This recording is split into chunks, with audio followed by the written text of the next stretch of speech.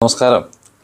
മറ്റുള്ളവരുടെ മേൽ മറ്റുള്ളവരുടെ മുന്നിൽ നമ്മൾ വലിയ സംഭവമാണെന്ന് കാണിക്കാൻ വേണ്ടി ചില ആളുകൾ ഒരുപാട് പൈസ കടമൊക്കെ മേടിച്ച് ആർഭാട ജീവിതം നയിച്ച് അവസാനം ഒരു രീതിയിലും തിരിച്ചടയ്ക്കാൻ വയ്യാതെ വന്ന് ഒരുപാട് പേര് സാമ്പത്തികമായ പ്രതിസന്ധി അനുഭവിക്കുന്ന ഒരു കാലഘട്ടമാണ് ഇന്നത്തെ. പണ്ടും ഇത്തിരി ഒരുപാട് അനുഭവങ്ങളൊക്കെ ഉണ്ട്. ഒരുപാട് അനുഭവങ്ങൾ ഇങ്ങനെ മുന്നിമേ കാണുമ്പോൾ ഞാൻ പണ്ട് സ്കൂളിൽ പഠിച്ച ഒരു കഥ, അതായത് നമ്മൾ ഈ എഡ്യൂക്കേഷൻ സിസ്റ്റം എന്ന് പറഞ്ഞാൽ, പ്രത്യേകിച്ച് കേരളത്തിലെ എഡ്യൂക്കേഷൻ സിസ്റ്റം വളരെ പെർഫെക്റ്റാണ്. ഓരോ വ്യക്തികളുടെ മനസ്സിലേക്കും ചെറിയ ചെറിയ കാര്യങ്ങൾ കൊടുക്കും.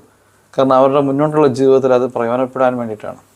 ഞാൻ +2 പഠിച്ച സമയത്ത് ഞാൻ പഠിച്ചൊരു കഥയാണ്. ഒരു ഗ്രാമത്തിൽ അല്ലെങ്കിൽ ഒരു സ്ഥലത്ത് 2 വീടുകൾ അടുത്തടുത്തുണ്ട്. അതിൽ ഒരു വീട് ഭയങ്കര കാശുള്ള ആൾക്കാരും തൊട്ടടുത്ത വീട്ടിൽ വളരെ സാമ്പത്തികമായി പ്രതിസന്ധി നിൽക്കുന്ന ആൾക്കാരുമാണ്. അപ്പോൾ ഈ സാമ്പത്തികമായി പ്രതിസന്ധി നിൽക്കുന്ന ഒരാൾക്ക് ഒരു ഫംഗ്ഷന് പോകണം.